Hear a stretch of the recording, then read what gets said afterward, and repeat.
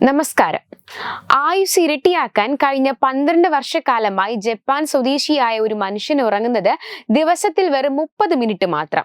പടിഞ്ഞാറൻ ജപ്പാനിലെ ഹ്യോഗോ പ്രിഫെക്ചറിൽ നിന്നുള്ള ഡെയ്സുഗ ഹോറി എന്ന 40-കാരനാണ് ഇത്തരത്തിൽ ഞെട്ടിപ്പിക്കുന്നതും വേറിട്ടതുമായ ഒരു ശീലം പിന്തുടരുന്നത്.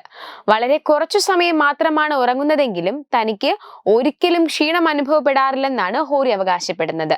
കുറഞ്ഞ ഉറക്കത്തിൽ സാധാരണഗതിയിൽ പ്രവർത്തിക്കാൻ തന്റെ ശരീരത്തെയും തലച്ചോറിനെയും താൻ ശീലിപ്പിച്ചു കഴിഞ്ഞുവെന്നും ഇദ്ദേഹം അവകാശപ്പെടുന്നു. സംഗീതം, പെയിന്റിംഗ്, മെക്കാനിക്കൽ ഡിസൈൻ എന്നീ മേഖലകളിൽ ഏറെ താല്പര്യം പ്രകടിപ്പിക്കുന്ന ഒരു സംരംഭകൻ കൂടിയാണ് ഹോറി.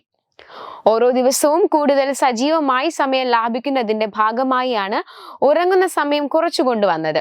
ഒടുവിൽ ആകെ ഉറങ്ങുന്ന സമയത്തെ 30 മുതൽ 45 മിനിറ്റ് വരെയായി കുറയ്ക്കാൻ തനിക്ക് കഴിഞ്ഞതായും ഹോറി അവകാശപ്പെടുന്നു.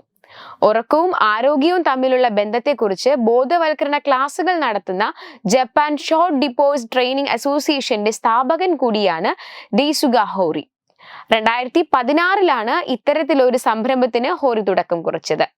ഈ സംരംഭത്തിലൂടെ താൻ 2000-ലധികം വ്യക്തികളെ അവരുടെ ആരോഗ്യത്തിന് യാതൊരു കോട്ടവും ഏൽക്കാത്ത രീതിയിൽ ഉറക്കത്തിന്റെ ദൈർഘ്യം കുറയ്ക്കാൻ സഹായിച്ചിട്ടുണ്ടെന്നും ഹോറി പറയുന്നു.